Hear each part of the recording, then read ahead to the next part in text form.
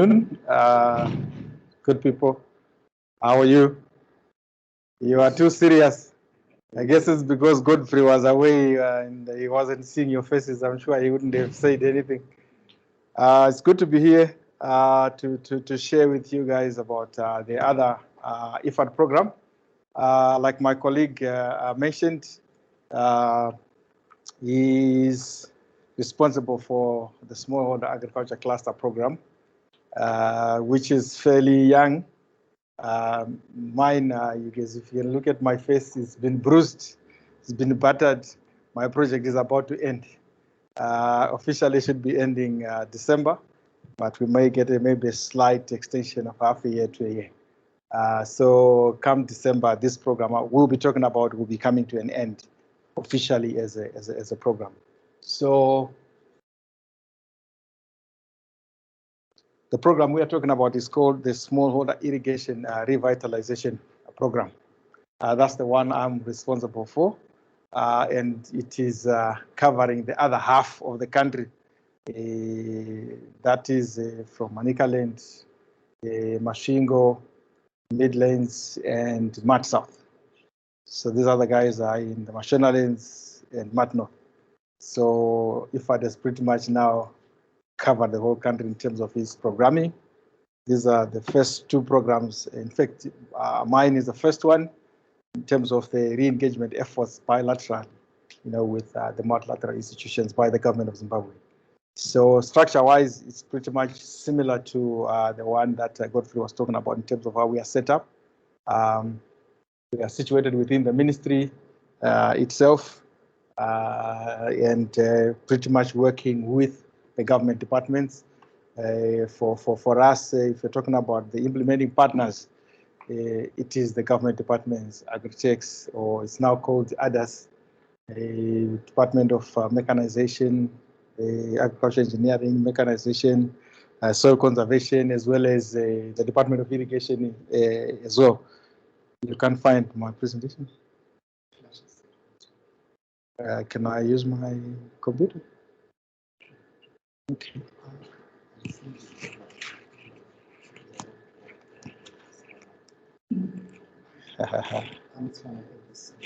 Okay, all right. So you can work it out from there. That's fine. Apologies for that, but I can run it off my head.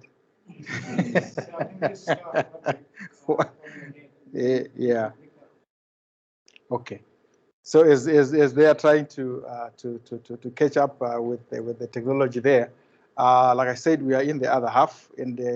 From the name of the program itself, Smallholder Irrigation Revitalisation Program, we have a very strong focus on irrigation infrastructure development. So we are pretty much big on rehabilitating existing irrigation schemes. I'm sure you are quite knowledgeable of the irrigation schemes that some of them started maybe in the 60s or in the 50s, and some are fairly new after independence. And obviously there are issues around the functionality of the infrastructure of those irrigation schemes, because some of them have been around for a while. So the government decided to say we would now need to start by rehabilitating the infrastructure. Whatever is broken down in those irrigation schemes, can we try and bring it back to life or even improve the technologies that are being used in those particular irrigation schemes? So our target day initially was 6,100 hectares to rehabilitate and design. But obviously, once you get on the ground, you see the realities. That was the plan. So now we have been able to reach 5,200 hectares that we have at least done something as of today in terms of having finished or having started work on them with an objective of completing. So we are on 5,202 hectares that we have done something about. The breakdown will come on the presentation.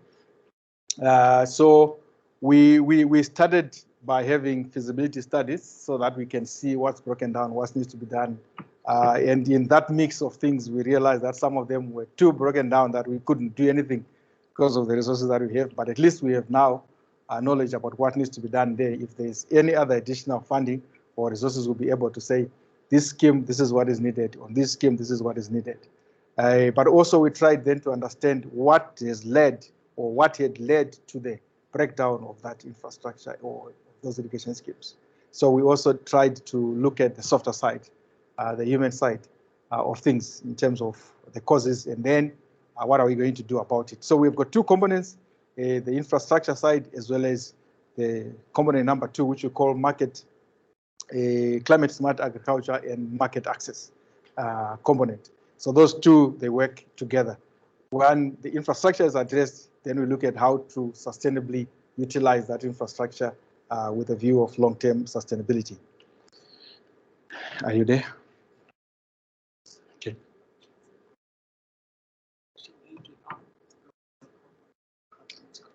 ADR. Okay. I hope it's maybe here. There is a combi, a silver one. We start with an ADR. It's blocking. Somebody who needs to get out. Is it from one of us here? Just wait so that you get the feedback. Looks like there isn't anyone from here. Nobody, right? So nobody, sorry. Yeah. Okay. So we got the two components. So in terms of the infrastructure side, in some cases we found that the irrigation schemes were using diesel in terms of the energy source. So you would obviously see that when they are using diesel in this day and age, obviously that's the first point of undermining sustainability of that irrigation scheme. Let alone the availability of that diesel, in those places that we're talking about. So we had to then come in and convert the energy source for some of them from diesel to solar. And obviously the cost now of the energy provision also shoots up the cost of rehabilitation. So you would find that we wherever it was necessary, we had to then maybe change from the energy source that was there to solar, which is obviously more climate smart, perhaps even now, if it's done, more reliable. So we've done, I think, 3 big schemes that are going to be utilizing solar. 2 are done. One is by the Limpopo and Chikwarakwara, a corner of Bait Bridge there. And the other one is also on the border with Botswana, Sebasa in Mat South. And then the third one, a major one, would be in Chirezi, Malikango. It's further down. I think it's the Malipati area there. So you find we are going for the really remote areas for some of our projects. I know when other development partners do come, they don't want to go to those remote areas. The one is accessible areas, but we have tried to look at the need and address the felt need on the ground. You good to go? So we'll just use it. It's not compatible. Okay. All right, it's okay. Sorry about that. When you do that, perhaps I will be done. So in some cases, we have also then changed from canal or flood irrigation systems. We have brought in some center pivots in some cases, because we're trying also to recognize the need that water is no longer as abundantly available as it was before. So we're then trying to move to some technologies that also do save water. That's in the way being climate smart as well. So in some cases, we just retained what was there. You would find we still have a lot of surface irrigation systems that we've just brought back to what it was. It's because the cost of changing the technology from what it was to a new one would actually blow out of our budget. So we wouldn't be able to do it, even though we recognize that we need to save water in that way. And also, in some cases, you would find that the farmers also were quite reluctant to move to new technologies. For example, where you're saying you are purely on a surface canal, but would want to change to a maybe piped surface. Let's destroy the canals so that you can use a siphon that comes out right on your plot. They say, does it work or doesn't it work? So yeah, again, we were facing some of those challenges in trying to migrate farmers from that system to a new system. But we had to be persuasive so that we could reach the objective. Okay. Reverse a little bit. Our target was to reach to 27,500 households so that they can be food and nutrition secure, and also they can be resilient to climate as well as economic shocks. We also have some cross-cutting themes to make sure that we address gender. We also address nutrition. We also address issues to do with the environment. That's the natural resources management you see in the middle, as well as youth. We've got a 50% target for women, but as you might appreciate, in certain irrigation schemes, we find that they are already set in terms of the land ownership. And what they are doing is to come in and just rehabilitate. It will be very difficult to change the ownership structures. But we had other cases where we're expanding those irrigation schemes from whatever size they were. We extended the area, and that would be a scope where you could influence much more inclusion of youth and the women. So, like I said, with the two components, which is smallholder sustainable smallholder irrigation development, and then the climate smart agriculture market access.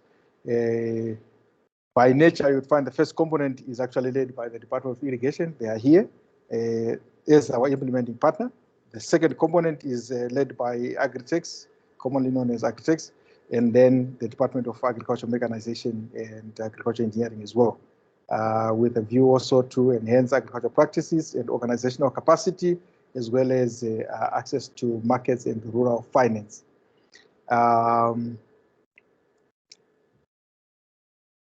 Okay, like I said, we're trying also to understand what led to the breakdown so that we don't just rehabilitate and maintain the status quo. We then try to look at how can we transform these irrigation schemes, hence the need to even change the technology, also the need to address organizational, institutional issues, as well as the business development side.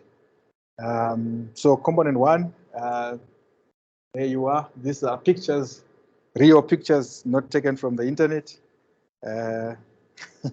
of what we've been able to do. The solar systems I was talking about. This one on the top right is from Midlands. I think that's an irrigation scheme we've completed. It's Mayoka. The one at the bottom, that's the bus I was talking about in Mat South. This other one, it should be Midlands or Hamamavaire or Exchange, I'm not sure. Then the center pivots, we have a number of schemes that are adopting that technology. So in terms of the target, the hectares we're talking about, we have actually finished contracting in terms of having the contractors on the ground. On the 5,202 hectares, we have got contractors on all the area, and we have completed almost 3,000 of it in terms of finished working, and the farmers are actually busy on it.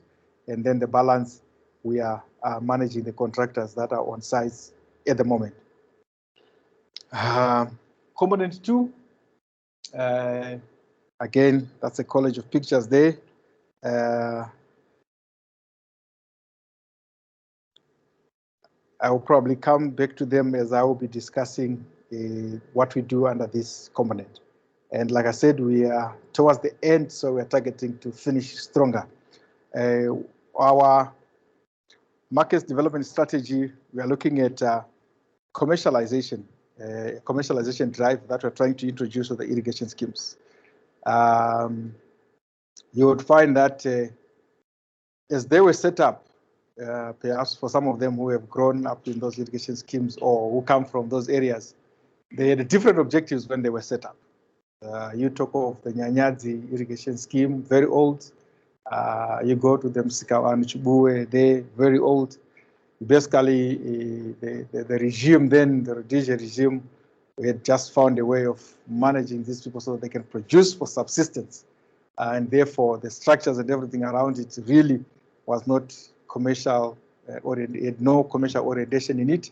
So we're trying to then bring in a commercial orientation to these irrigation schemes. And you can imagine with the legacy issues in those irrigation schemes, it's very, very difficult to set the transformation agenda there.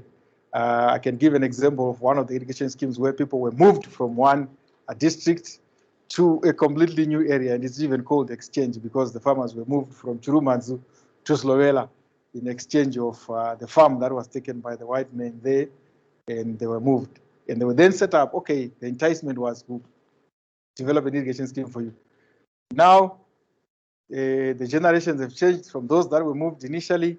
Now it's kids. The land size have been further divided because maybe I had my 5 children and they all need a portion in there. For you to start now breaking that down and say, guys, can we have a commercial orientation? You can imagine it's a difficult struggle to shift that mindset. But that's our target. And you probably understand some of the things that we are trying to do. Again, towards market-oriented production system, enhanced productivity, targeting yields particularly, and you would find that further on I'll talk about it, our achievements so far. But again, it's a struggle because of the market as well as other issues. We are also looking at smart partnerships with various private sector players and even other development partners. We have always been open. We have set quite a number of partnerships. Then value addition, where in that area we quite far off from our target, and we still have a big room there for collaboration so that we can see that whatever they're producing can be value added towards higher incomes for the farmers. Then capacity development, business skills, production, and various other means we are trying to enhance the farmers' capacity. Then we have a number of partners that we have worked with that are partnering with us. We call them participating in some way. You know, you can see the input suppliers. You know quite a number of them on the market.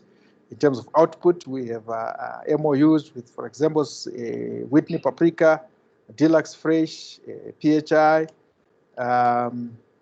Cacholo, and others. And in terms of the services, we have obviously the AFC working with ADA, with TechnoSave, with a partnership with Self-Help Development Foundation, MAAMA. Then we also got an interesting, again, partnership with the Americans African Development Foundation, the US African Development Foundation, where we have created a USD 1 million matching grant facility, which is primarily targeting farmers. It will go into the hands of the farmers in some way. So we have done the first half of it, and we are going to do the next tranche of selecting the partners. In terms of the output markets, like I said, at the moment, with Whitney Paprika, they've been able to do their first pilot of 29 hectares of paprika in 3 schemes.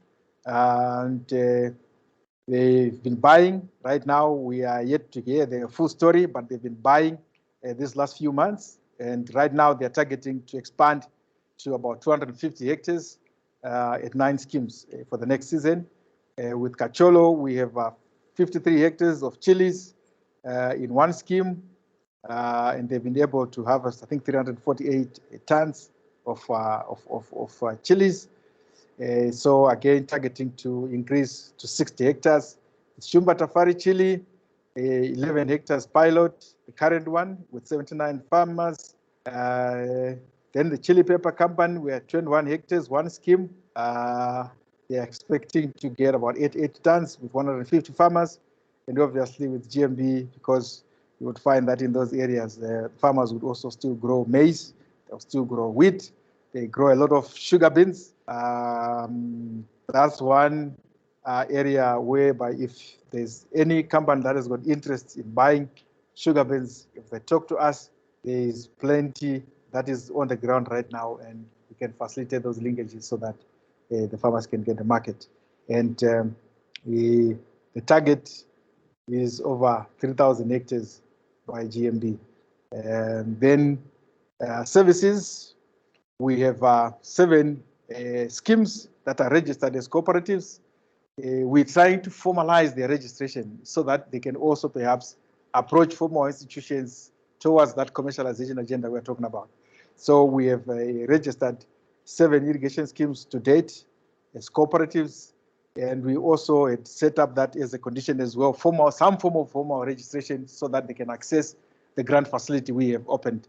And that is something that we're looking forward to seeing, or maybe fostering some kind of changes in practices by these farmers. So 12 more in the pipeline to be registered.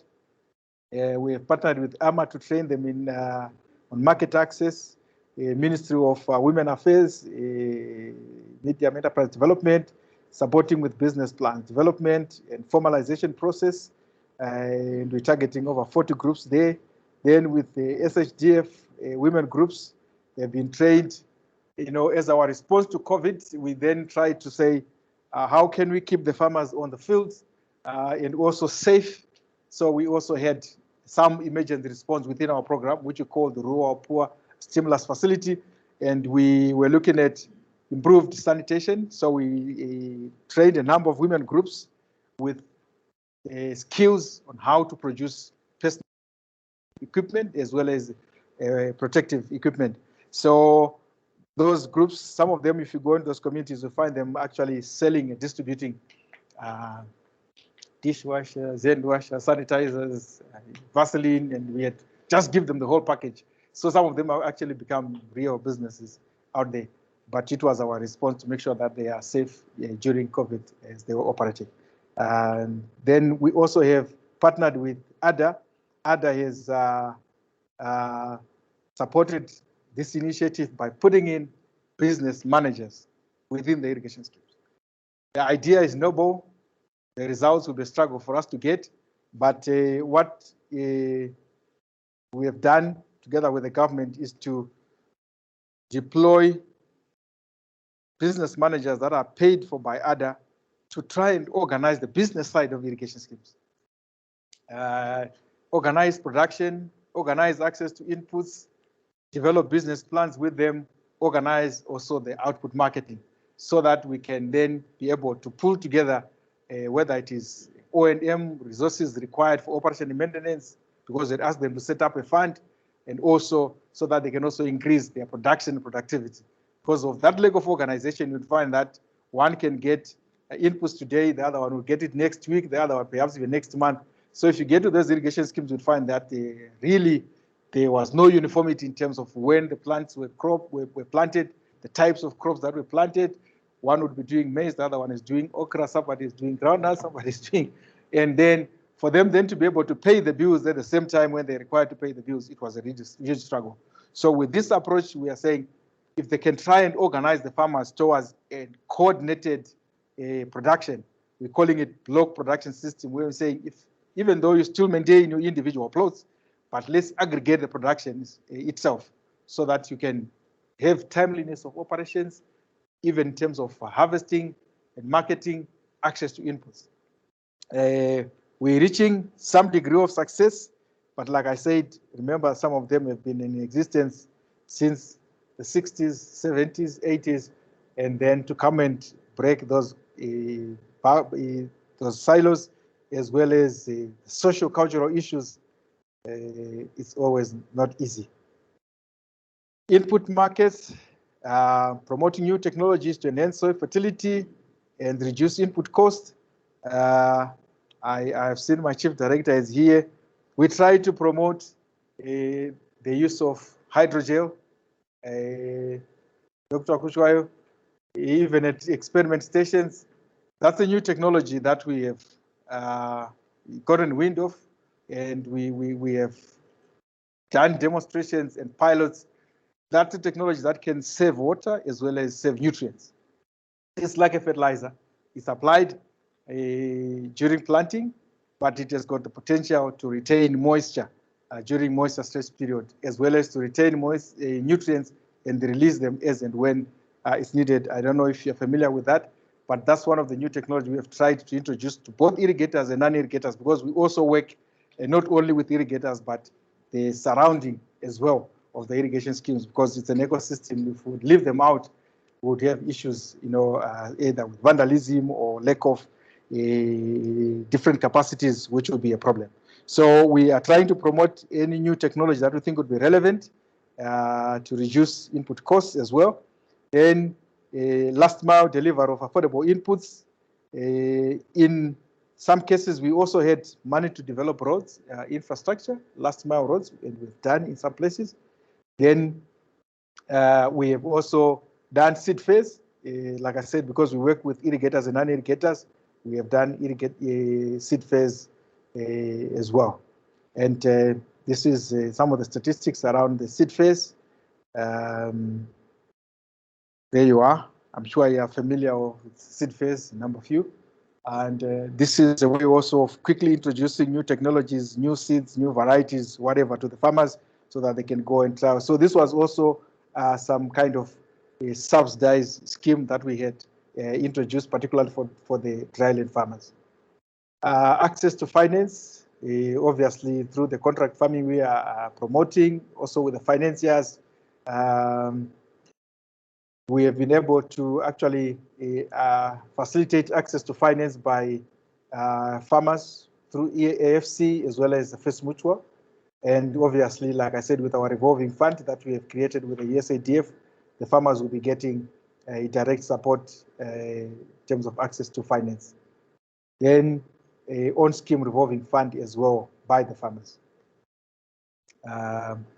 So moving towards impact. In terms of the trainings that we have been offering, we tried to be as practical as possible, hands-on, so that the farmers will remain with the skills. Good agricultural practices. We had lots of trainings in various areas, farming as a business, post-harvest handling, agronomy, a number of areas, a number of times that the farmers have been trained, and we're using both demos as well as, there you are. I'm sure you're familiar with the Pumbuza concept there, and we also try to bring on top of that the hydrogen technology as well to see in combination with the Pumbuza technology how will it perform as well. So there you are. The adoption of the block production system I was talking about, where we are saying let's try and be organized in the way we are producing. This was a wheat crop last season, whereby we then managed to say farmers in a number of schemes, why don't you reserve this block for this kind of crop, this block for this kind of crop, this block for this kind of crop, and we try then and organize again access to input so that it's made possible for them to achieve that timeliness of planting. So we are doing that in a big way. Then the lead farmer approach, as you can see there, we supported those lead farmers, train them, capacitated them, give them some training kits, as well as enhance their mobility by giving them bicycles so that they also improve on the peer-to-peer learning. This was also muted out of COVID because when we were in that period, it was very difficult for gather people as well as to organize training. So if we are to get in those lockdowns and we have the lead farmers, we can always be broadcasting the messages of what to do and sort of then help them to reach out the communities and make sure that the programs continue. So what we have seen is some increase in crop yields as well as household food security. We have done formal studies or surveys to ensure that we authenticate these impacts we are talking about. Then also rebuilding the irrigation community. You would find that in some areas, the farmers had abandoned irrigation schemes at all, completely. But they have now come back because the infrastructure is now working, water is now flowing. Because in some cases, we would find that there were some sections of the irrigation scheme that was receiving adequate water, whereas others were not because of the infrastructure breakdown. So the farmers have come back now to their fields. And like the Sebasa case I was talking about, they are close to the border. So people would easily move across, but they are coming back actually because they are hearing stories of successful farming by the farmers that have retained, so they are coming back. Then increased cropping diversity as well as cropping intensity. You would find that for those who have been in this field for a while, you would find that during the rain season, farmers can easily abandon an irrigation scheme and go to the rainfed, even though they know that the chances of success outside of an irrigation scheme is actually lower than being in the irrigation scheme, but they can abandon and go to their munda that they are used to, their father's lands and all that. So, but what we have seen now is an improvement. They are, in some areas, they're now cropping throughout the whole year. Even during the rain season, they are now giving much priority to the irrigation schemes. So that's some of the impacts we are seeing. Then also improved access to nutritious foods, because we're also directly promoting biofortified crops. We have introduced the orange sweet potato, orange maize, NOAA 45, and other range of vegetables. We have also seen an improvement in that area. So impact on yields, there you are. This is the baseline for beneficiary irrigators, so the first one is a crop, is a tomato. The baseline there, we have a slight improvement. With tomato, there's huge scope for improving the yields there of the farmers, particularly because they're irrigating. Groundnuts, there is also an improvement from the blue baseline to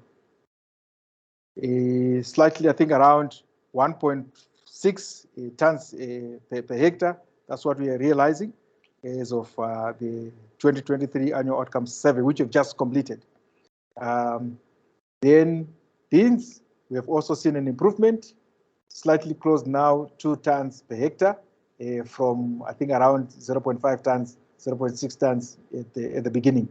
Then maize, there's an improvement, but if you can imagine, under irrigation at 2.6, 2.7 tons per hectare, no, sorry, 3.5, 3.6 tons per hectare that they are achieving, there's still quite a lot of room to actually go towards. And I can hazardly say that one of the reasons you would find that the yields are still low is the issue of access to inputs. We have trained, but we cannot provide all the adequate inputs.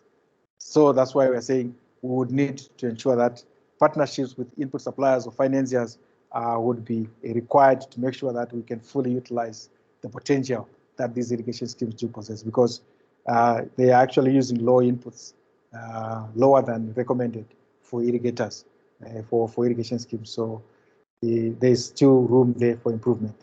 In terms of incomes, we've also seen an improvement as well in terms of the household income from the beginning of the program to now. We are getting close to $1,000 per household. And again, this is an area where there's still room for improvement. There are also, yes, because you would find that the macroeconomic environment do come into play as well. You know, they're accessing inputs, or they're buying normally inputs in USD. That's the common currency when you're buying inputs. But when they sell now to the formal markets like the Grain Marketing Board and even other players, they'll pay them in RTGs. And you can see what it does in terms of the impact on income. And also, we still need to bring in more of the formal markets to them so that they can have perhaps better income than what they're getting. So that's still an area we are focusing as we go towards the end of the program. After being done with the infrastructure, that's the huge target now, to see how we can enhance participation by private sector, the markets, to come in and help.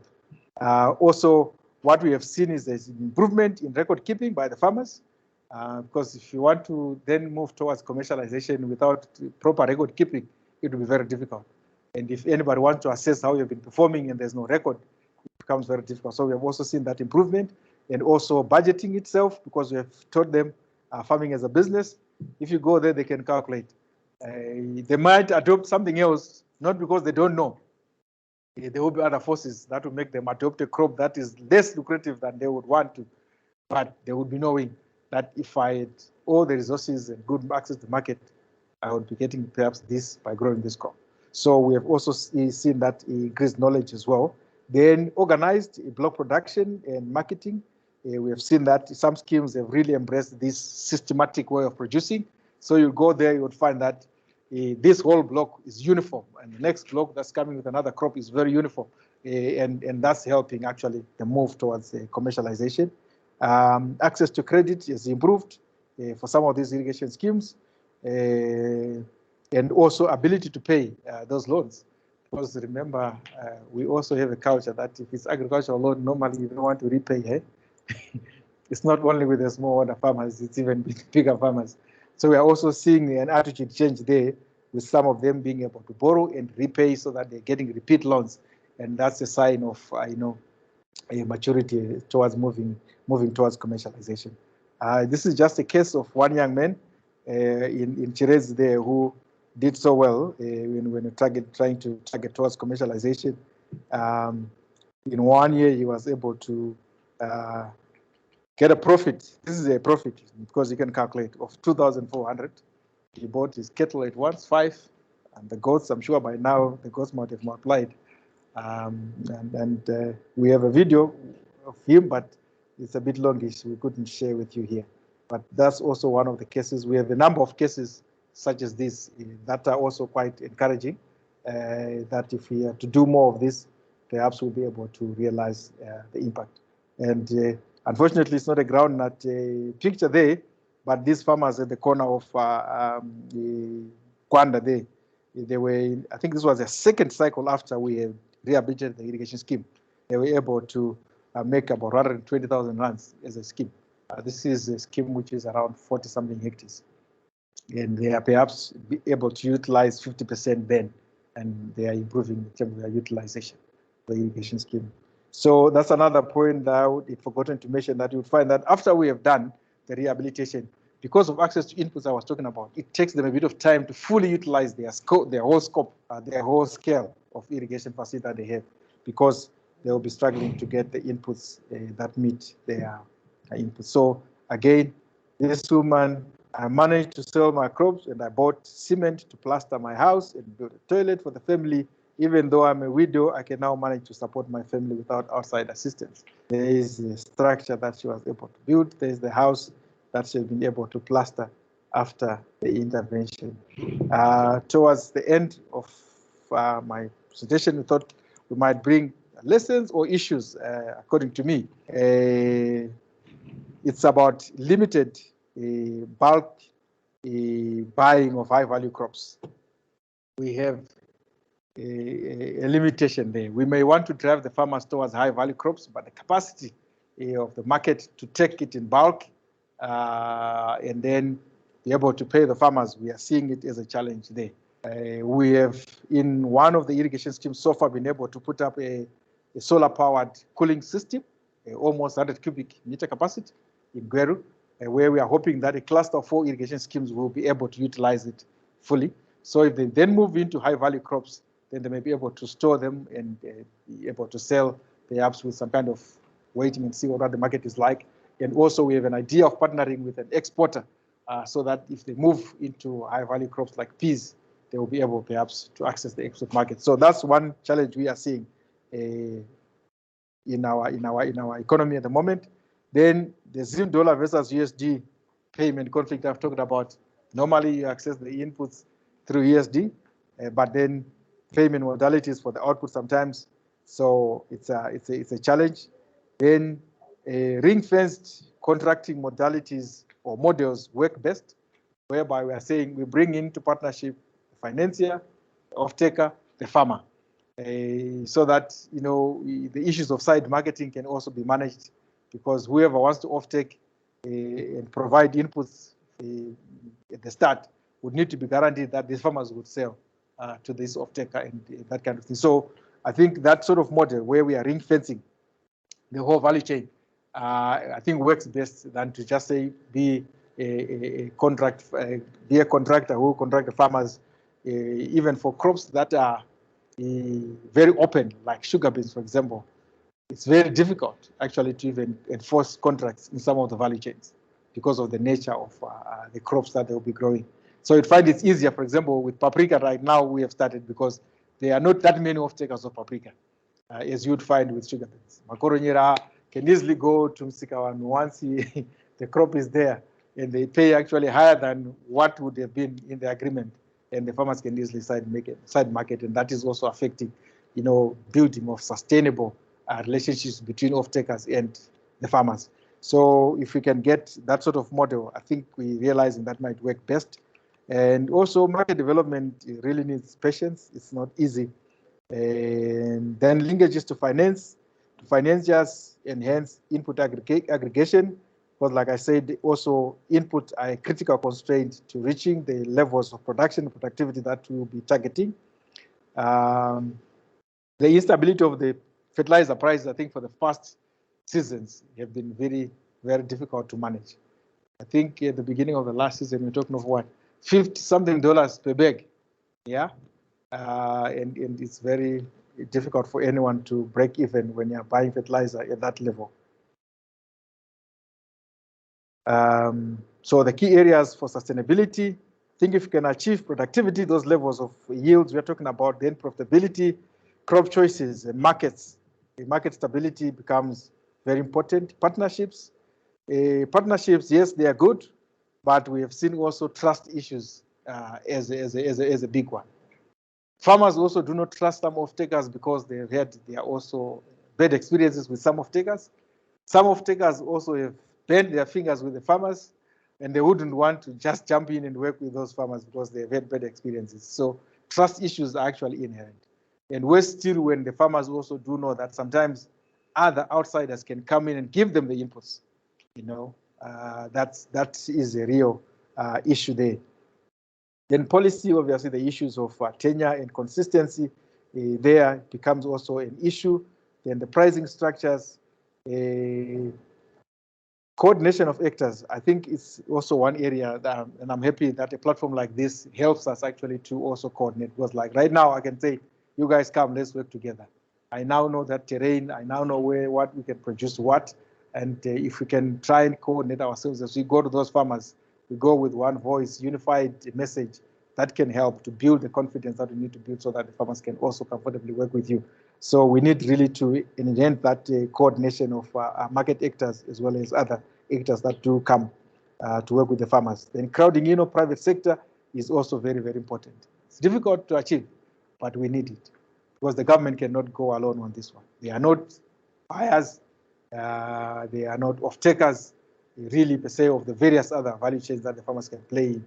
So we really need to bring in more of the private sector so that we build sustainability. Capacity building is key. We have done the training of the farmers, but there are other areas as well where the capacity still needs to be developed. Then value addition, like I said, that's where we have got room for actually improvement there, and also introduction of new technologies. Thank you very much.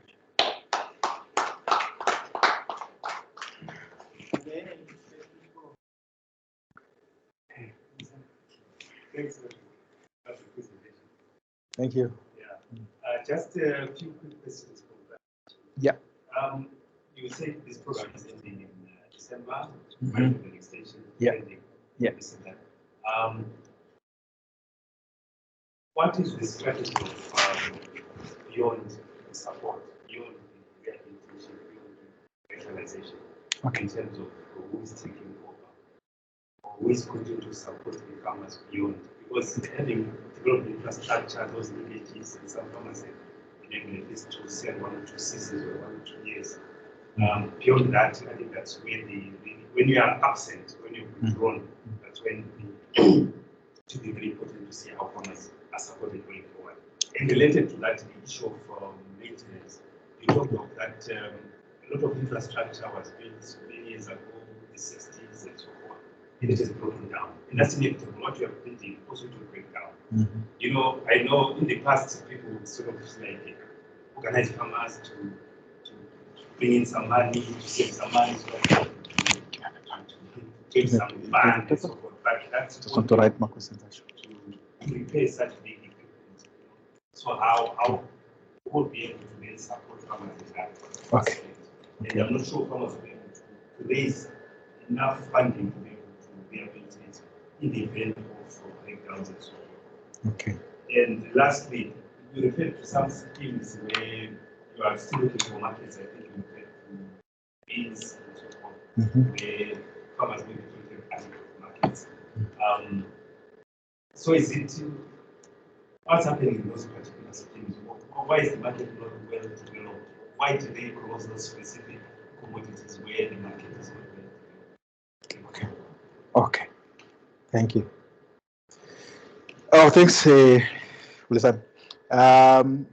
Beyond the program, We have an exit strategy that we have always been employing from the beginning, and we are intensifying its implementation now.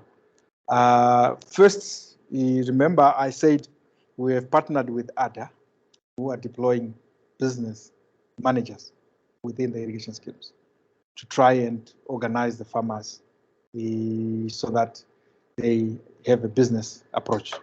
One, we want them to produce as blocks, system that is well organized. So we have already on the ground those people, those irrigation schemes. And also that's why we trained them as well in the various areas, including farming as a business. We even trained them on market research itself for the farmers to go and look for the markets themselves as well. Then the other dimension of it, we've also tried to link with the financiers. For example, the beauty of it is we have the AFC, which is the bank of the ministry, it's the parasite of the ministry. So we've also opened the way for them to come in and give loans to those farmers that are organized, groups that are willing. So we've got quite a number of them that have also accessed loans, and they are on repeat loans actually already. Yeah. So we're hoping that by bringing in more output market players, which is our thrust now towards the end, we can perhaps leave them in a better place where they've got a bit of stamina. Shocks do come here and there. But in addition to that, what we have also introduced towards now the operation and maintenance is we had a strategy of opening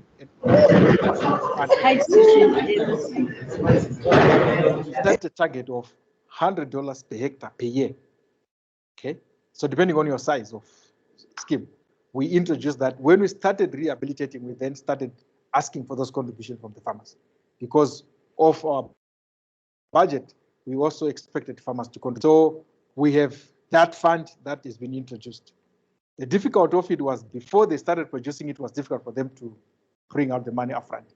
But now with production and now with the person on the ground to enforce that, we're hoping that that fund will be actually now functioning better. This is 100 USD per hectare per year. So if they continue with that, if we foster that habit successfully, they will be able to, because that's what we told them, we will need you to maintain the infrastructure on your own. It's not going to be government. That's why we're asking for you to put this money. And we were monitoring it actually and recording. We are recording what each of these irrigation schemes have as of now. And we are putting more effort so that they continue increasing that fund so that they can be able to repay the critical parts that they can. But in addition to that, we've got the Department of Irrigation there. They also have an O&M department that is continuing to support also those irrigation schemes so that they be monitoring also the maintenance of the irrigation schemes, as well as the Matumeni. They are still there as well, who have been working very closely with the farmers to continue to support them again on a day-to-day basis. On the issue of markets, like I said, it's easier said than done. That produce for a market that but when you are talking of those irrigation schemes, they have got the value chains that they are very comfortable with. And for you to quickly change them, it becomes very difficult. And they also know that I might keep my sugar beans for a while, but Makorogoza will come one day. Because the Mbari guys, they know that belt is the belt for sugar beans. And you get very good quality sugar beans from those flood irrigation systems in the Zambezi, the Savi Valley, as well as the Chirezi area. So they know.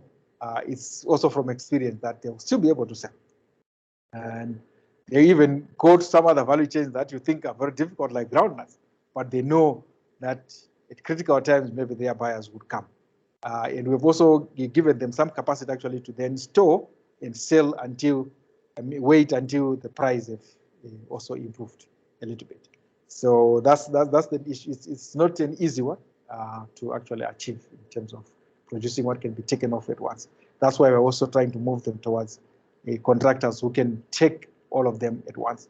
Because normally they will be looking at the peak, sugar beans will be $1,000 per ton at the peak. And that will be what they will be using in their pricing model, that I will wait for that particular period, but sometimes it doesn't come. And perhaps they'll be selling in a bucket, and then they look at the benefits there in that sense. So that's what we're trying to train them to move away from that sort of approach, where they've really been able to just get by without really breaking out of that cycle. Okay, have I answered everything?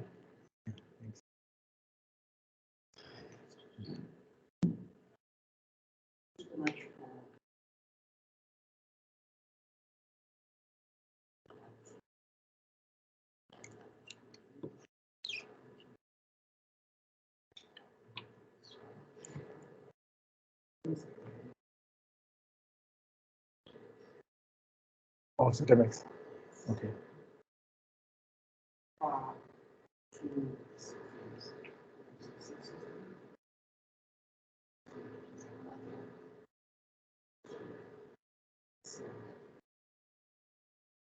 From the presentation,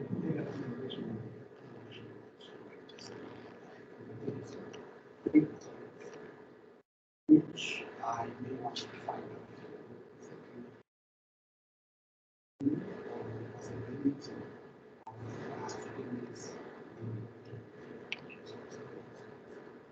first one is to build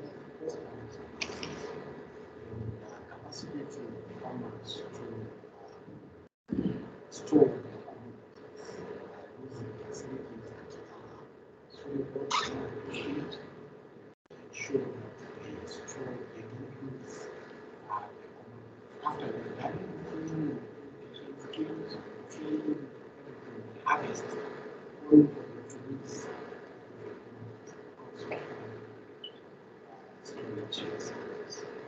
The second one is to remove access to markets.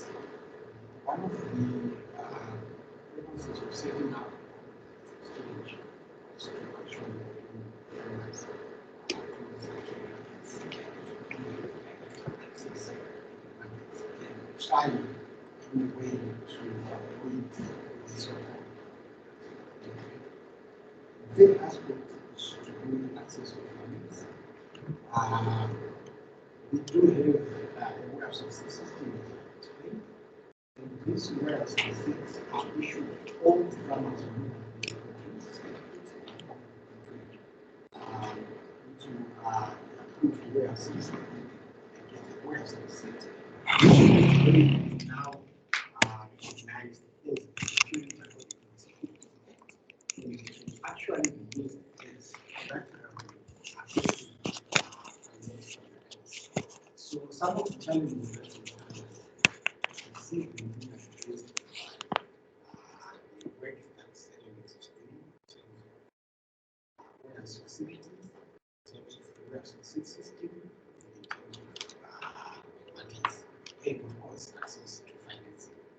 I'm not too sure how new engagements with farmers, is this something that you are aware of? Is something that you're talking to farmers about, or is actually needs maybe outside this forum for us to sit down and look at the ability of how we can work together? Because I see the problems that you're trying to address. You're probably trying to do them, but we are working in some silos. We are doing things there, we are also trying to do it. There's a way we can then collaborate our efforts and see us achieving our results. Okay. Great. No, thank you very much. Thank you very much. I would start from where you ended, and saying perhaps we hadn't found each other.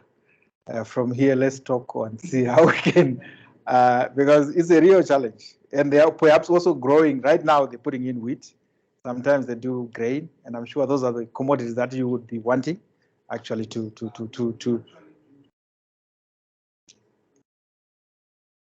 Yes, good. So I would be happy actually to actually formalize the relationship with you, so that we enter into an MOU who facilitate the talks with those farmers and see how much appetite we have to access that facility that you're offering. So I would depart from there in that way. So in terms of the post-harvest losses, like I said, one of our implementing partners is the Department of Mechanization. They have got a department which is called post-harvest. And so we are actually trying to promote all kinds of technologies that they do here, including metal silos, We have even trained youth to make those metal silos as well. And we are still continuing those trainings. And any other ways of reducing post-harvest storage, even introducing plastic technologies, hermetic bags, and you name it. So we are trying the whole range of post-harvest management technologies that they are available to the farmers. So it's one area that we really are looking at, including, like I said, we built up a cold chain facility. We are also trying to manage, again, the post-harvest losses as well in that way. And we, in some areas, we've actually constructed pack sheds as well, or the storage sheds for the irrigation system so that they can store the inputs. So, yeah, that was on that side.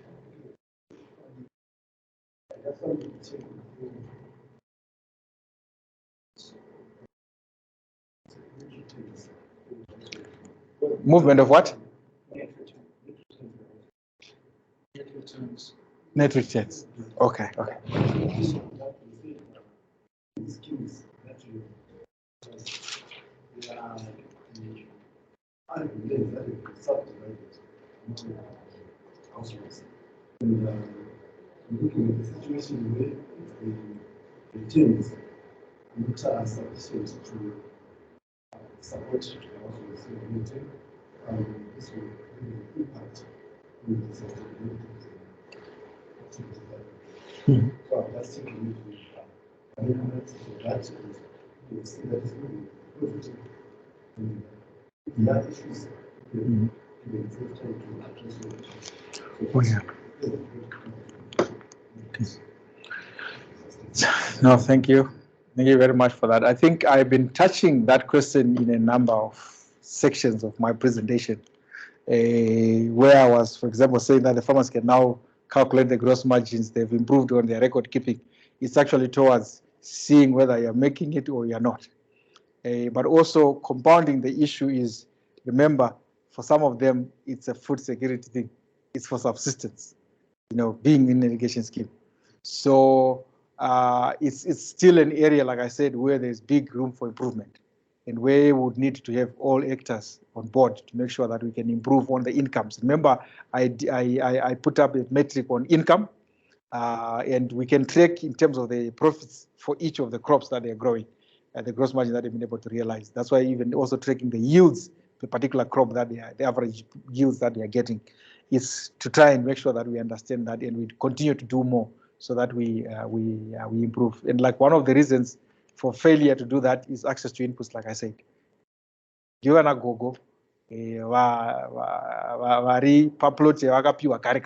old. If you ask them to go to the bank and borrow, it's not something that they would really, and they are even barely getting by to get enough labor to weed even that small 0.1 hectare. So we've got such cases as well.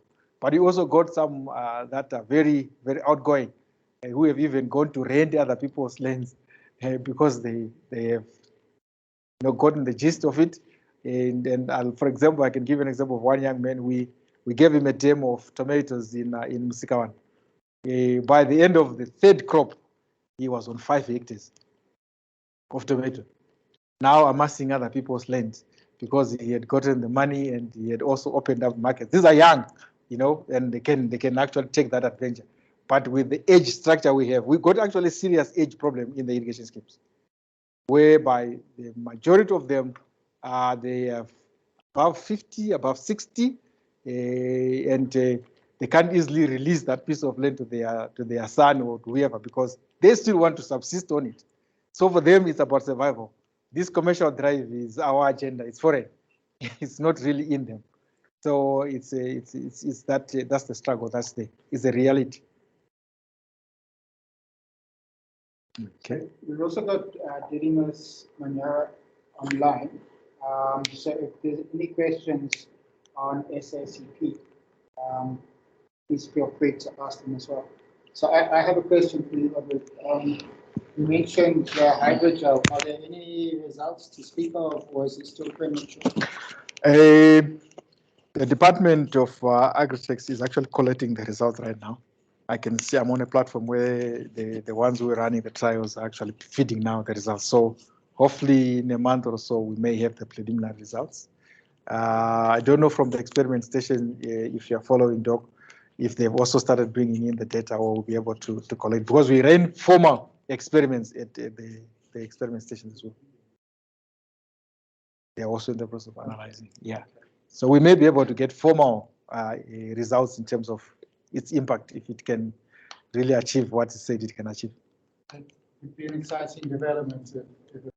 Yeah, it would be. And then I have another question on the schemes that you guys have been revitalizing. So when your officers first got on the scheme, were there some where there was such a division amongst farmers? There were sort of disagreements that perhaps resulted in the scheme not working? And what was the approach taken?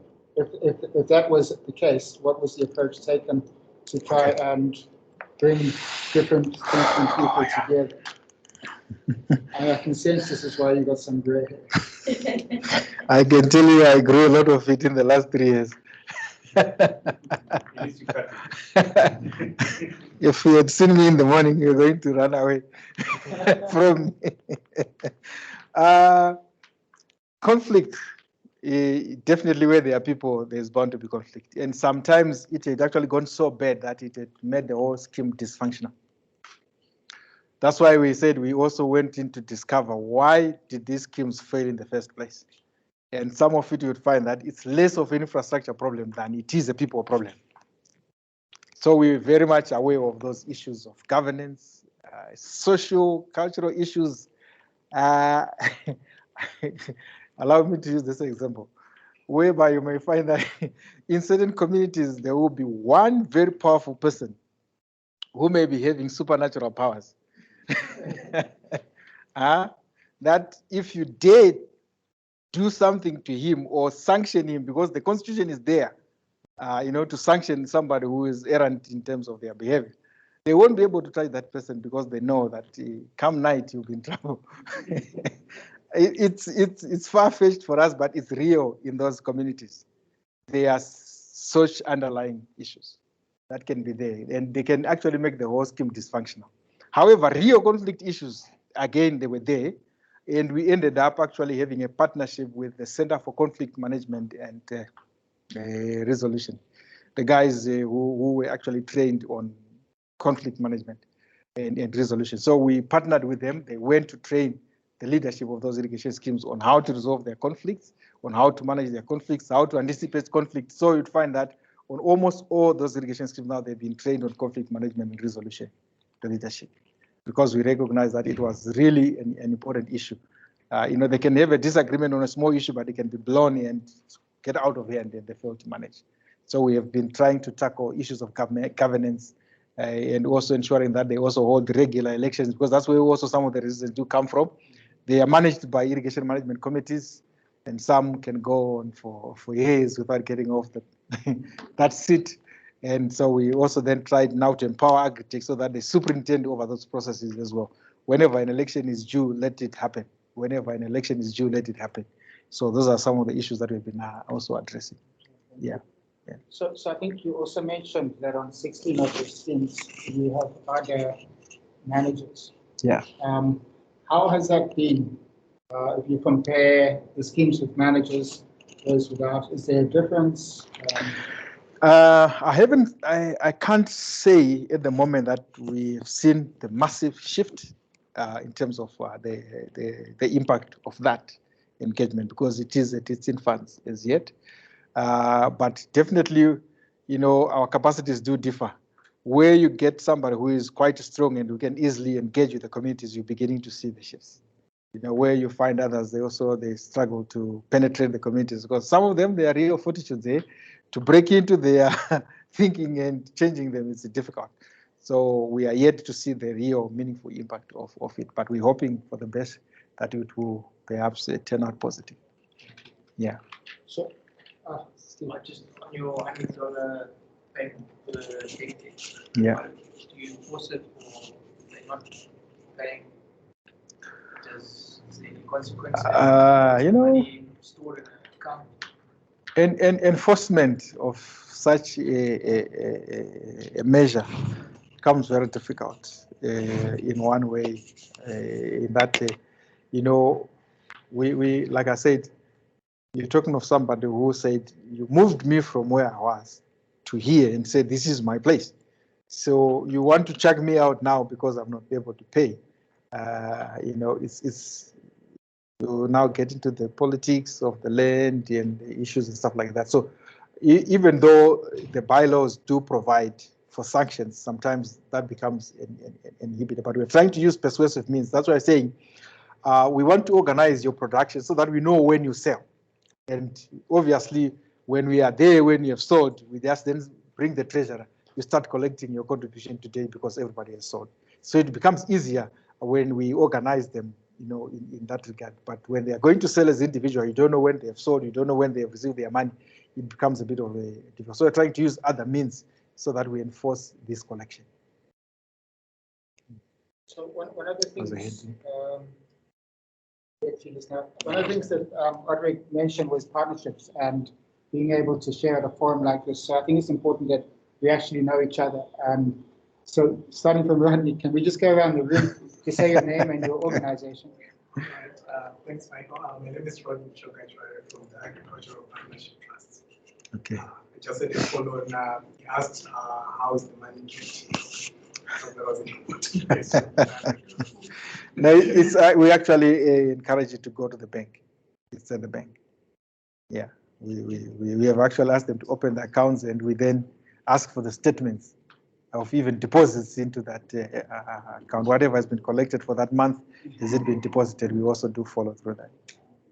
I sense some disagreement with Maybe out of privilege of being the one volunteer to introduce myself. Yes, in one of the programs, what we did, instead of keeping the money in the bank where they are paying charges and farmers are losing money, was to encourage them to invest in productive assets like cattle. If it's enough to buy cattle, then these cattle are dedicated to the scheme. I'm sure some schemes they have 1 hectare which is not being used, then they can paddock it to make a cattle crop. Then it's productive, it generates more money. They go in there in livestock whenever they want to repair something. Okay. So Okay. it could be one of good idea. We'll sell it. But as people would always find that they find a way of accessing that money rather than keeping it there. So you're giving a bad precedent. It was just your name and the organization. Then you start asking questions. So Steve, okay, I'm Steve Griffiths from Green Machinery. Yeah. I'm Michelle Nogera from DCA Ganchachi. Okay. I'm Okay. I'm buying innovation.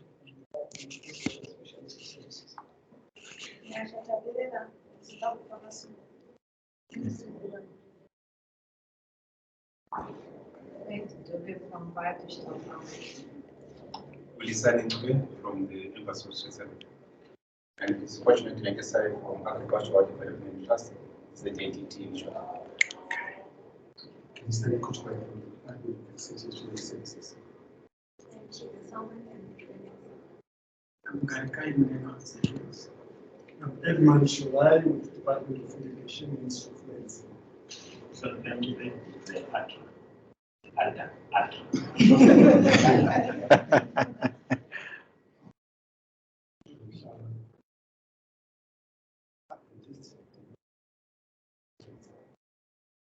Not other. Thanks very much, everyone. So I think, were there any questions? There was one more. Sorry, there was one more. Yeah, two hands. I think most of the things we have already just following up on what God was also saying in terms of knowing each other in partnerships, and then you took it over and then started introducing everyone. But I was also saying it's quite important in the sense that there are things that everyone else has already been done in certain areas, which if we get to know who is doing what and where, it becomes very important on the way forward. And what I was just going to ask maybe through Mike, if it was possible, just to introduce the areas in which developments have happened and what has happened, so that we can share. The market linkage is really private sector and private sector initiative. Okay. And you will find a lot of the private sector players in there. And what I know about private sector players with the limited work that I've done with them, if you show them where money is for it, you don't necessarily have to go on it. Okay. One of the things that we've also tried to address, I think, is issue of corporate governance or governance issues. They don't also want noise. As long as people are well structured and they can get in there and come back, get the volumes and values that they want, you will actually find private sector coming in and taking over most of the things, including the technical support service that you're talking about. They will want the product changes or want the product. I know I've seen a very changes, and they've been one of the chief workers. As long as they can see they can come in, extract value, they can even actually even offer the technical assistance that advocates and others already provide for better services. So I just thought that Okay. It's not a question. That's okay. No, yeah, I can add a bit on that. As a program, we actually created a national platform at some stage last year, where we really were out there to look for all market actors to come, and we will just share with you the potential we are seeing and those areas where you can actually go. And we wanted then to take it the next level, to go and bring in the market actors at the provincial level as well. We want to create that platform as well, Michael, so that we just open up. I want to show you the potential that is in those areas. Like now, if you're talking of 5,000 hectares of irrigated land, it's massive opportunity there. Some of the crops you are struggling to get, some of the inputs into your industry you are struggling to get, you can easily produce them at those irrigation schemes, because now the infrastructure is working, and that's where you can be assured of production rather than investing maybe as a first preference on dry land. These social issues, if we work together, we can easily get around these social issues that are actually a problem. So it is a very valid point. Perhaps if you wanted the irrigation schemes to take that we have completed, I can give you off my head right now. For the house, yeah, I can give you. Why I'm saying so, I think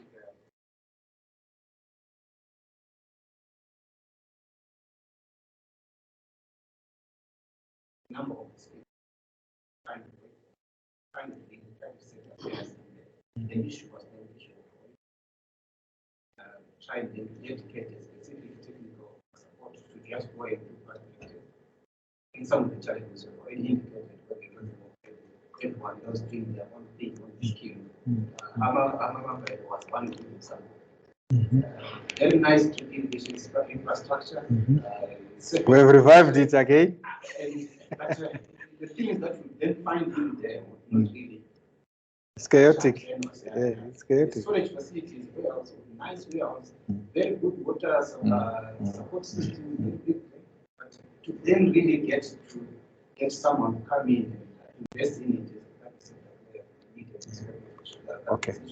Good. Also, like you say now, people are now at least geared, not 100%, but to some extent. Exactly. So let me go around. In Manicaland, we have 3 major schemes. Do you want me to do that now? I didn't want to run through here, but It's fine. It's fine, yeah? I think there's interest. In Manicaland, we have 3 major clusters of irrigation schemes. We are in Chipinge, Msikavanu, Chibuwe cluster. There we're talking of over 500 hectares we have worked on. We're completing the last set of it in the Chibuwe Msikavanu cluster in Chipinge. Then we have started on Kesho Valley. Kesho Valley is around 600 hectares. We're the contractor now. Hopefully by December, we'll probably be done with the 600 hectares or early next year. Then we have here in Rusape, it's called Romsel Irrigation Scheme. It last irrigated before the independence. So we are targeting over 300 hectares of center pivot system that we have there. So the infield is almost done for that. The weir for water harvesting into the channel is almost done. We are left with the connection pipe. And again, we're looking at before the end of this year, it will be done. So that's the Manicaland cluster there. If we go to Mashingo, Mishandike cluster, the one that's very close to Mashingo. We have done about 5 blocks there at Mishandike irrigation scheme that are already irrigating. The last one is almost completed, but the other 5 are already irrigated. Then we move down to Ngundu. There is the one called Banga irrigation scheme, around 60 hectares. There the farmers are well organized now. In terms of the blocks, you would find each time, each cropping cycle, there will be a very good block of each. 20, very good. Farmers are now organized there. I can actually go send you there and you can start discussing business with them. Then you go to Chiredzi. Yeah. Then you move to Chiredzi. Chiredzi, we have a number of schemes there. We have done Gudo on the Save Valley, on the Save River. Then we have done Tsowani. Tsowani is around 400 hectares. It's a big one. Then there's Rupangwana across the road, again around 50, and another one which is close by around 10 hectares. So around 60 hectares on the Save Bridge, just on the other side. Then we are doing Malikango around 100 hectares as well in Chiredzi. All this is Chiredzi. Then a smaller one in Sawerema in Menezi, around what? 30, 40 hectares in Menezi. So that's Mashingo. We move to Midlands. We have that Hamama Valley is done. We have the Biris in Mberengwa, checking off of Mundi Mataga Dam. We have done Old Biri and the Biri extension. We have started on a new expansion of 200 hectares of another block, which is called Chamakudo. It's on the way to Mataga. 200 hectares, the work is in progress. We are around 60% or so completed on that one. Then we have in Midlands, here in Kwekwe, we have done exchange irrigation scheme. I think that was the oldest and the biggest in Midlands. Then we've done Mayoka. It's done the one you're seeing a picture there with the pontoon there. We have also, which one for Midlands? We are doing another one in Gweru, Bambanani, in Lower Gweru. It's also will be done perhaps in the next few months. Completed in Sukamini in the Lower Gweru area. It's done and dusted. That's where you have the cold chain facility I was talking about. We have also Mbembe Swana. It's a new one, another 100 hectares in the Chiwundura area that we are working on. That's in the Midlands. Then in Mad South, we've got quite a number actually. We're done with Kwarakwara and Bait Bridge. That's the only one in Bait Bridge, around 60 hectares on solar irrigation, and we are pumping water from. We've drilled some boreholes in the Limpopo River and also off the base. Then in Gwanda, we have done Sebasa. On that corner, we have done Silalabuhwa, which is close to Insiza. It's done around 400 hectares. Then we have also done Guyu in Gwanda, just on the way to Sebasa. We have also Makwe. We've just completed Makwe. We have works ongoing now on Mangongoni, Raslas Gorge, and then Bambanani in Mangwe, that area. So that's where we kind of the spread we have. Yeah. Thanks. Yeah. Was there one final question here? Because we need to move on. Yes, ma'am.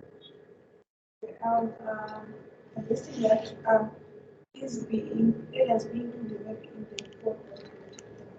Okay. Security members. And also on the irrigation scheme, if was suggesting if it's possible that maybe you work with maybe Insurance. Yes. Okay. As you link them to markets, it should be at least it should be a requirement that some part of the billing goes to insurance. Maybe that by storing the money somewhere. Maybe when the payment is made, part of the billing goes to insurance. Okay. Okay. Okay. You're talking of insurance on the equipment. Okay. Thank you. So thanks, Roderick. Thank you. So Edmund, representing the Department of Irrigation.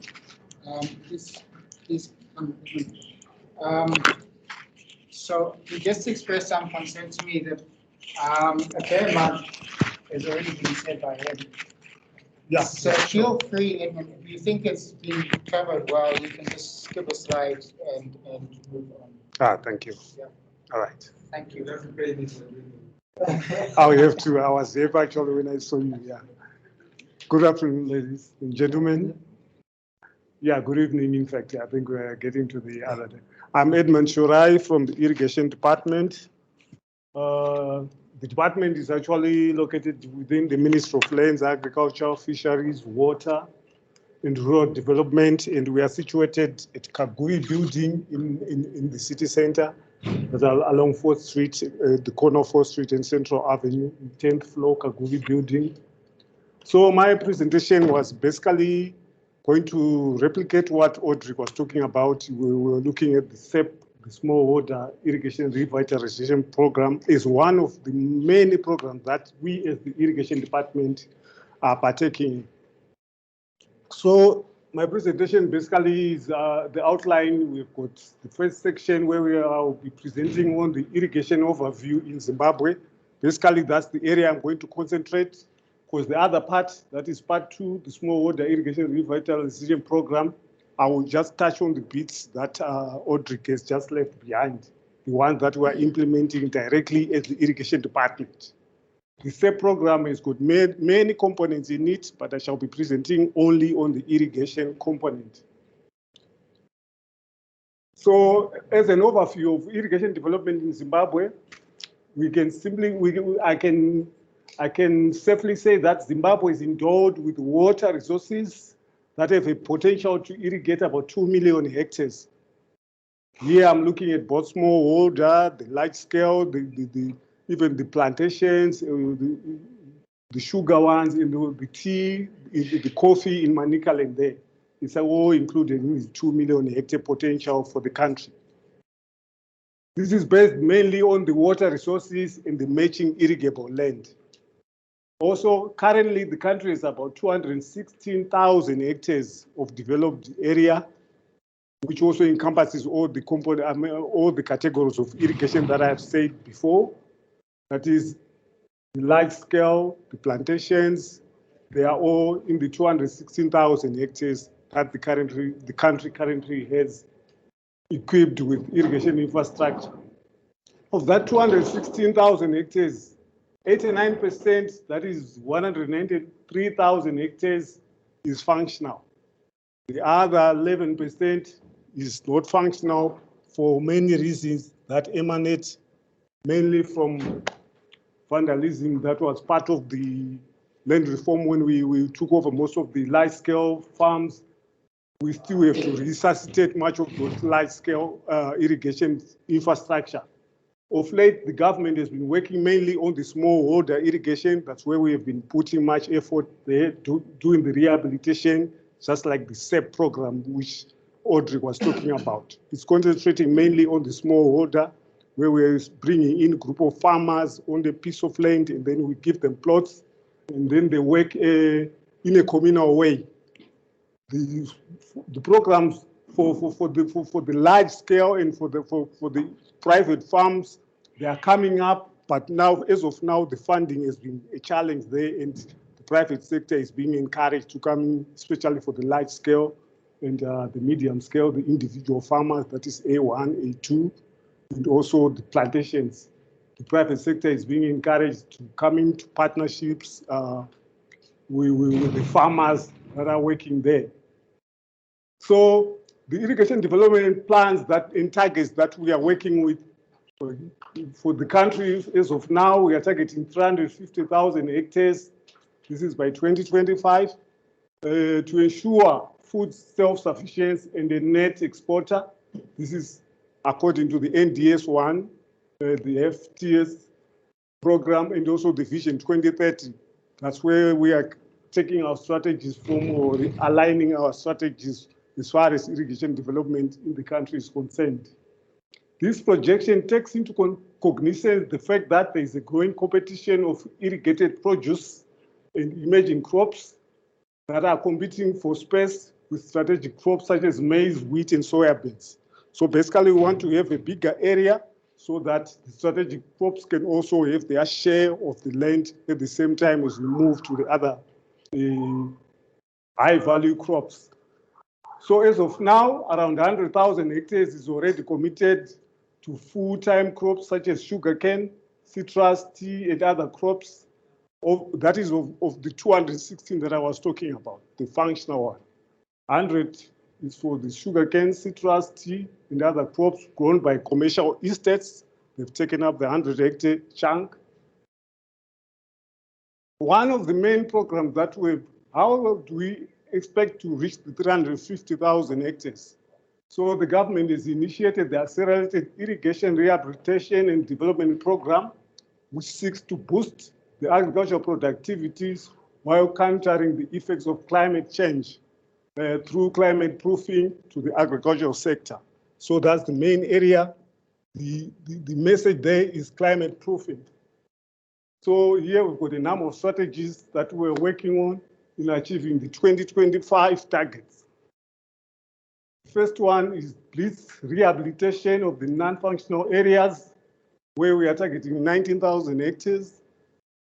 That also includes the A1 and A2, where we're saying private players come in and work with government and the farmers to rehabilitate 19,000 hectares. And then we are looking at expansion of the existing irrigation network, targeting areas with potential for further development and with underutilized water bodies. That chunk there will give us 43,400 hectares. So we've got a number of dams in Zimbabwe, and we've got vast lands, and most of those dams, they are underutilized. So you're saying private sector come in, 43,400 hectares, and then we can develop it, and that will be production. The other strategy there is targeting development of irrigation systems on recently completed dams. These are dams which are constructed recently. 61,140 hectares has been identified already on those dams. And then the other strategy is increased utilization of groundwater resources and transboundary river systems for irrigation. The potential for underground water is being looked at, and it's currently, as we speak, is underutilized. And we are saying, let's go for underground water resources in area where we don't have surface waters, or even in areas where we've got the surface waters, but we've got large potential lands for development. We can also still use underground water. Transboundary river systems, you heard Audrey talking about Limpopo. We also have got Zambezi, the Might Zambezi there, which is flowing throughout the year. So we've got plans to use the water in Zambezi, especially where we are looking at the low veld. We've got plans to look at 10,000 hectares in Kanyemba, and also another 5,000 hectares in Binga using Zambezi. So that's an area for cooperation with private sector. You can come in as with government, and you can have JVC. ADA is working on those areas as well. And then the other strategy there, so for the transboundary, we're looking at 39,500 hectares. And then also we've got existing developed area for Nani plantation area. That's around 111,000, which has been identified. And then we've got existing plantation areas, sugarcane, fruit trees, and tea, 100,000 hectares. These are potential for expansion. So those are the strategies that we've put down, which will come to, which will put our area at 374 cumulative, 374,040, slightly above our target of 350. So those were just strategies, but now we've got programs that have already kicked off as we try to reach those targets. We've got various number of programs, like for example, like I said, we've got the PSIP, which is private sector, public sector investment program, which is funded by government, fully funded by government. That one targets the smallholder irrigation schemes. It's a program that runs parallel to the SEP, which will be funded by government. So under that, we have 20,000 hectares that have started being worked on, and also we've got another facility, CBZ commercial facility, AFC commercial facility. Those ones are coming in now for the large scale, the A1, A2 category, and then we are targeting 35 and 10,000, bringing together 45,000 there. So the farmers, they will go to CBZ or AFC, and they will access irrigation loans there for infrastructure like center pivots, even the sprinklers, the pumps, depending on their farms. So that's the CBZ and the AFC. And then we've got also the Mtirikwi Green Belt. That one is targeting Mtirikwi Dam as the water source for the underutilized water sources. That's about 3,000 hectares there. Boli, Project Manyuchi, those are still at feasibility study. The first ones, they are ongoing. Those they've already kicked off. PSIP it's actually ongoing from year in, year out. And also the CBZ and the AFC have been going on since 2016, 2017. So, but the other ones are at feasibility study. That is Chirezi, Right Bank Canal, Boli, Mtirikwi. Kanyemba is also ongoing. There's a 200 hectare which is already under construction. And the other 10,000 hectares is at feasibility for Kanyemba, that is Zambezi River. And then Jove, it's an ongoing project which is targeting underutilized Jove Dam. We target to develop over 2,500 hectares on Jove, where we then have citrus production along the belt, and also the other, the same the canal that will be supplying water to that citrus belt will also be supplying Beitbridge with water for domestic purposes. That's Jove project, it's ongoing. And then GCF, the Green Climate Fund project, which is targeting climate proofing of irrigation. That is basically targeting the smallholder, just like SEP is doing. That's GCF for you. And then SACP, that's another program which has been introduced in this platform already. And then we've got SDR. SEP is also there, ongoing. SDR, these are special drawing rights projects which are more or less similar to the PSIP, but they will be funded differently. So those are the ongoing or the opportunities that we have unleashed so far on irrigation development. So that was an overview of irrigation in Zimbabwe, which takes into account even the large scale, the plantations and everything. So I'm going to zero down now on the smallholder irrigation, where we are looking at a group of farmers. We call it smallholder or communal irrigation, where we're bringing in households from the rural area, communal farmer. We bring them to a plot, identified plot where there's a water source and available land, and then we make them, we produce, we actually design, we conduct a feasibility study, design the irrigation system, and we have it operational, and we hand it over to the farmers. So of the 216,000 that we're saying is currently developed, only 26,173 is under smallholder irrigation. The Nyanyadzi, all the schemes that Audrey was talking about, they account for 26,173 hectares, of which 19,264 are irrigating at different levels of operational efficiencies.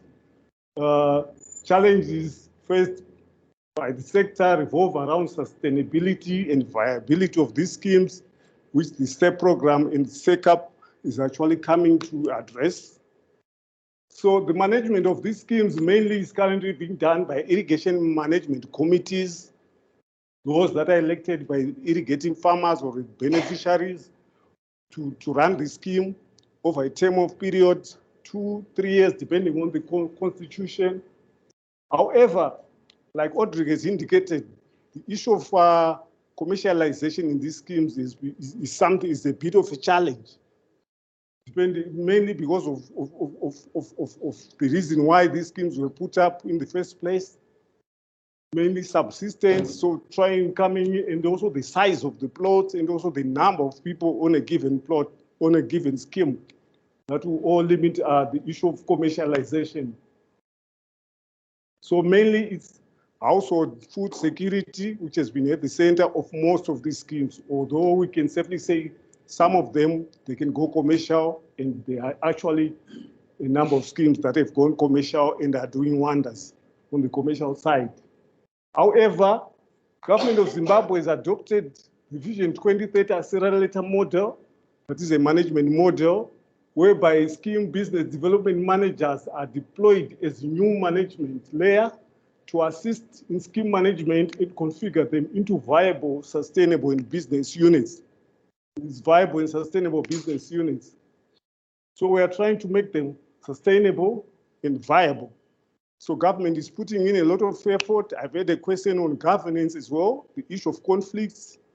Actually, the government is coming up with the statutory instrument 38 of 2021, which is codenamed Control of Irrigable Areas, which basically is an enforcement tool for all the constitutions and also all those issues that are related to the O&M, which Audrey was talking about. If you don't pay, someone is supposed to check you out. So government is coming with the governance tool that will make sure things are run in order. This is Statutory Instrument 38 of 2021, Control of Irrigable Areas, which is currently at the unpacking phase as we speak. It hasn't been implemented yet, but it's actually being unpacked so that it can be implemented. So the V30 accelerator model, which comes in with ADA, which Audrey said they've got about 16 schemes that have got that model. It's actually the model that I'm talking about here, which is coming up with the production and marketing manager to support the scheme. So basically, that is how some of the efforts which are being done on smallholder.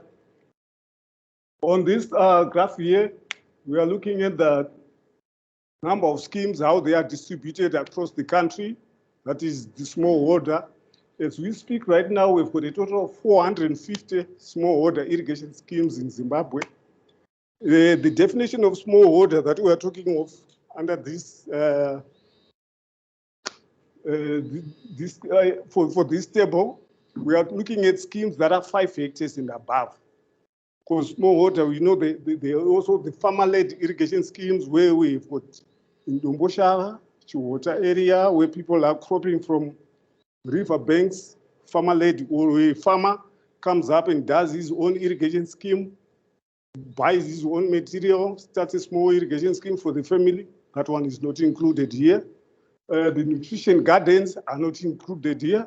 So our database, we hope to expand it to include all those areas where we're talking of schemes that are less than 5 hectares and that are being operated communally.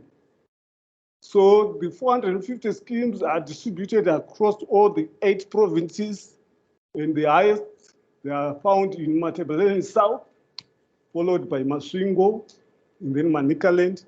Those are the areas where SEP is actually dominating, and also Midlands coming number 3. So I would say SEP was actually correctly positioned because it's actually active in the areas where we've got the highest number of the smallholder irrigation scheme. And also you find that those areas, the bulk of their extent is actually found in Natural Region 4 and 5, and hence the need for support as far as irrigated agriculture is concerned. So those are the numbers there. And then the equipped area, the previous graph was talking of numbers. 14 in Matabeleland South, 50 in, but now we're talking of area now. Where do we have the biggest area of these smallholder irrigation schemes? Manicaland has got the highest area, 6,374 hectares for smallholder irrigation, followed by Mashonaland Central is coming in there. SECAP is working on it. And then we've got Masvingo, 4,168. And then we've got Matabeleland South, Mashonaland East, and then Matabeleland South. So that is the distribution of the smallholder irrigated area, the 5 hectares and above in Zimbabwe. And then this graph here shows about the total functional versus the rehabilitated, the area requiring rehabilitation.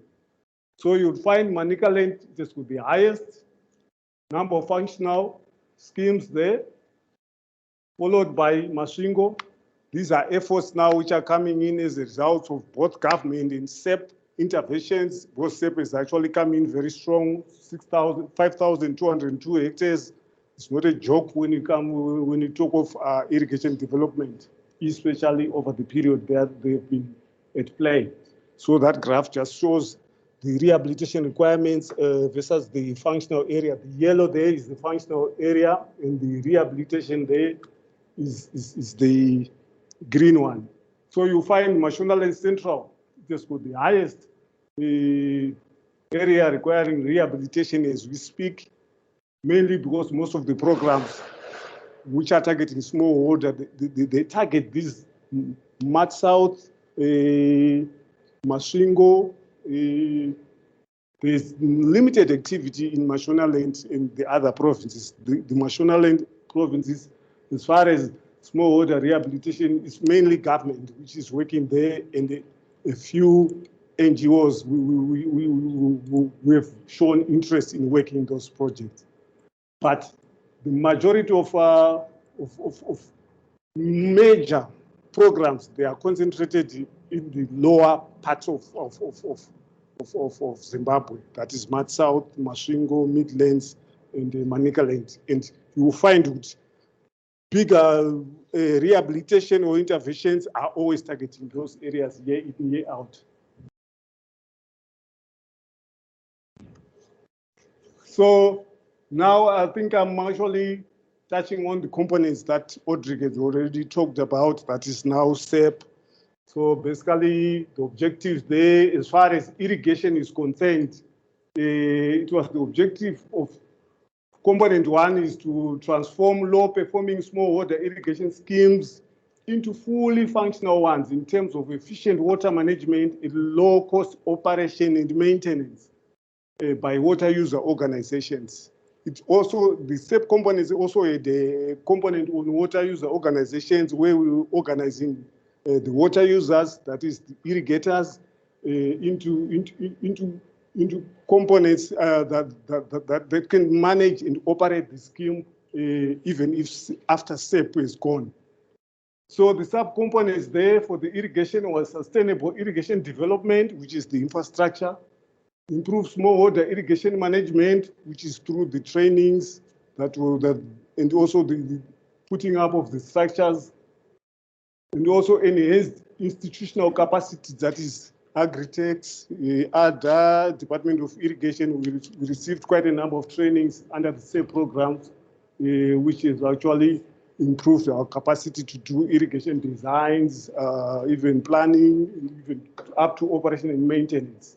So those are the outputs there, as they have been said indicated by Audrey.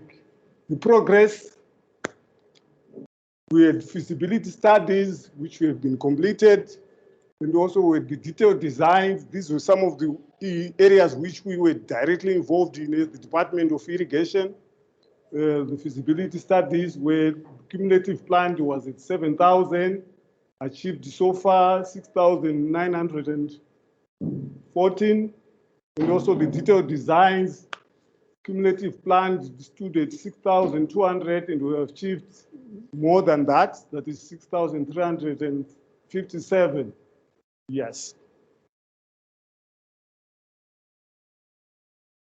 So here is a summary of the STEP program that we've prepared. Basically, the blue line is looking at the total area that has been contracted out under the STEP program, where we're saying in Masvingo we've got 1,149 hectares being contracted out, meaning that there's a contractor working on those on that hectarage. Manicaland 1,933.5 hectares, and then Midlands 1,028.5, Mat South 1,090.4, and then the total completed is the brown one, the brown line, with 929, Masvingo, Manicaland 580, and then Midlands 541, Mat South 920.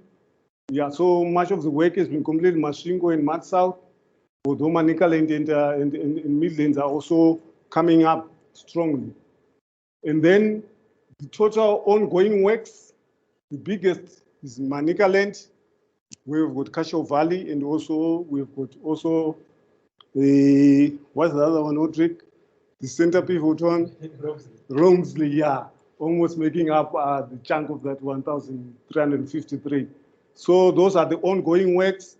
Masvingo 220, and then Mat South 171. Much of the work has also already been done in Mat South.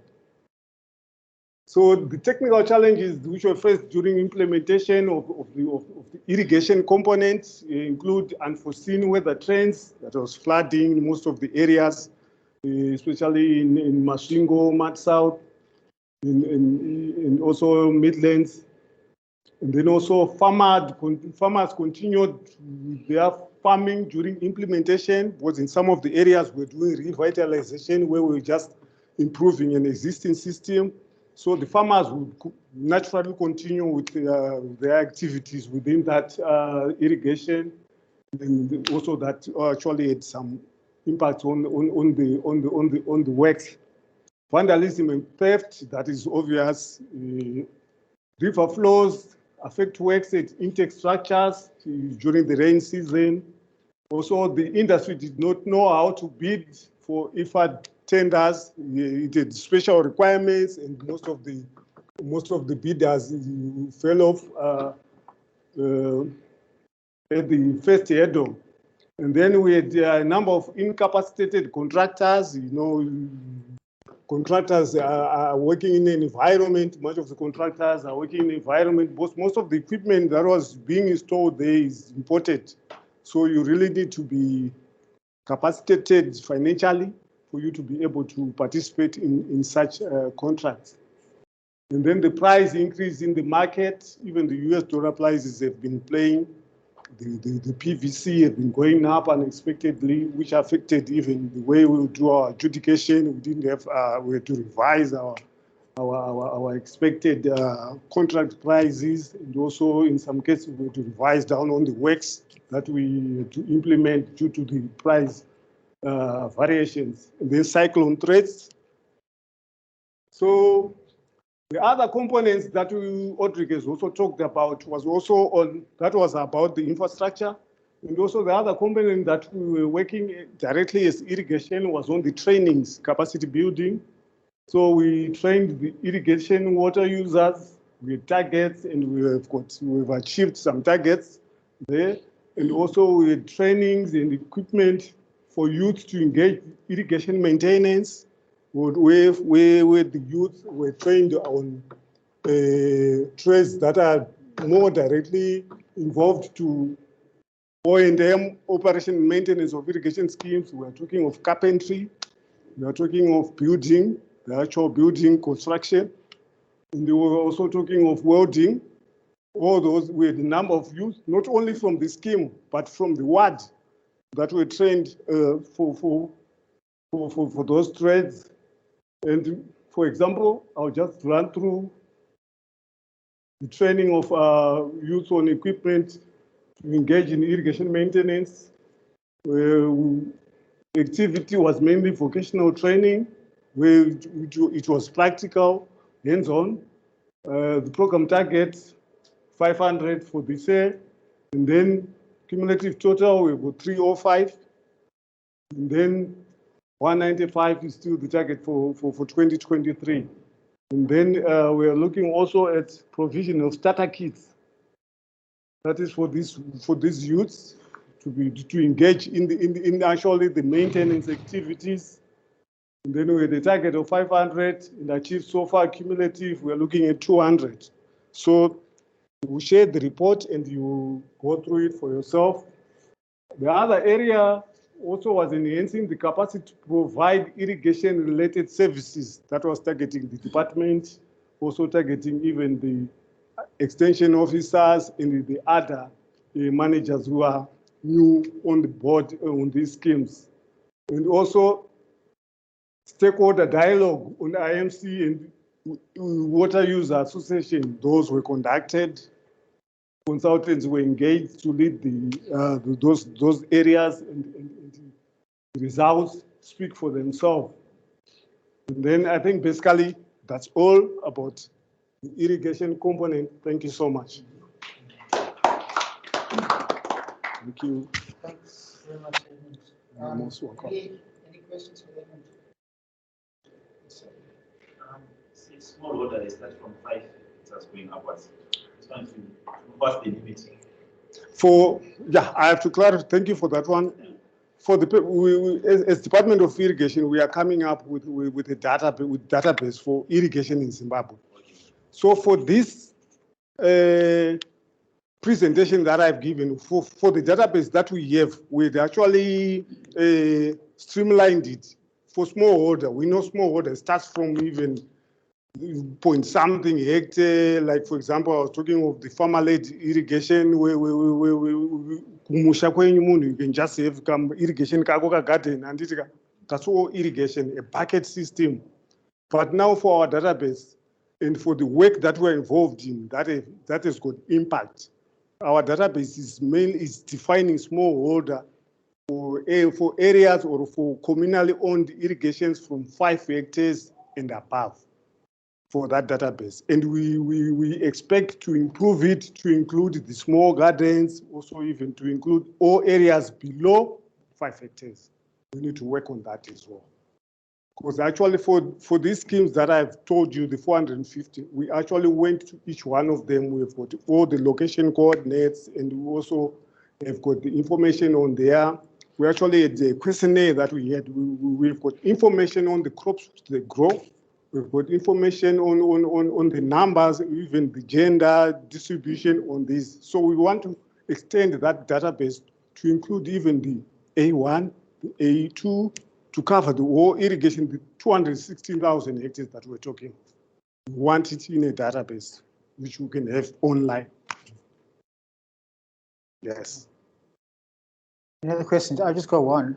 When we look at the numbers, the irrigable hectares in Zimbabwe and the ambitions, how much, what would be the average price range per hectare to irrigate land? I mean, I know it varies a lot according to the system, according to the location, but just a ballpark. Yeah. That's a very interesting one. I think Audrey, that's where some of his gray hair came from. Yeah, because initially he indicated that initially they targeted 6,000, but they revised it down to around 5,202. It was because of the issues that you're talking of, the issue of maybe you are having an energy component coming in, you are having a component of a longer conveyance pipeline from your water source to the field edge. But basically, if you look at the infield infrastructure, that's where we can give an estimate of, if you say drip irrigation, we look at maybe 4,000 per hectare, and then sprinkler 3,500 per hectare. It all depends with how complicated your system is, but we've got some standard indicators that we can use for planning purposes. But we have learned that we don't have to rely more on those ones. So it has to be maybe scheme specific as far as the cost per hectare is concerned. Yeah. So there's an extraordinary investment going on in irrigation as we speak. Yes. Yeah. Yes. Anyway, Edmund, thank you. Oh, is that a question? Just wanted to yes. Point on the cost. I think we have learned that even if you are planning, cost of irrigation is area specific. Yeah. It has to be really area specific because of what you are saying. You have to look at the water source. How far is it from the field? What's the head in terms of height? That water source. Yes. Then you have to look at what energy. How far is your energy source? For pumping, it is the grid. How many kilometers is it away from? Are you going to move to solar? As an alternative energy source. So it really has to be site specific because the peculiarities around each site are different.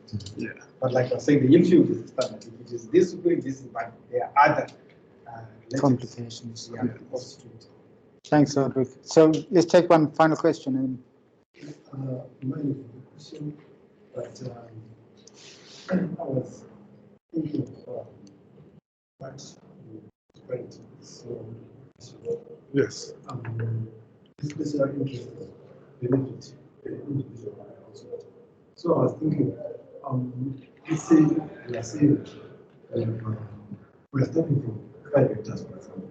Yes. And on the 5 hectares, unregulated voting person who can household is even less than 20 square meters. Because I'm looking at impact. You can say that again, yeah. You can say that again, yeah. Small garden, very bucket irrigation, might realize that the person who has a small garden is better in voting size or unregulated than the people that are in 5 hectares. That's a good one, yeah.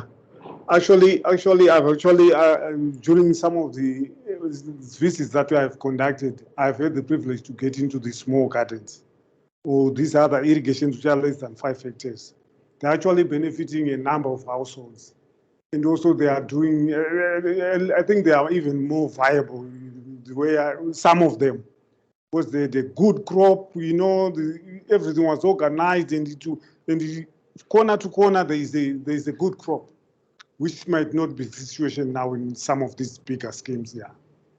So I think your point, yeah, we have to carry it on board, and as we do further analysis as far as these definitions are concerned, because it basically depends on the amount of funding that you have during that time and also the areas of interest that you're talking of.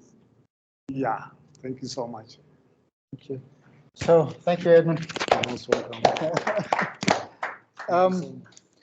So I think that brings us to the end. Apologies, we have overrun time. So timekeeping wasn't very good today. But a huge thank you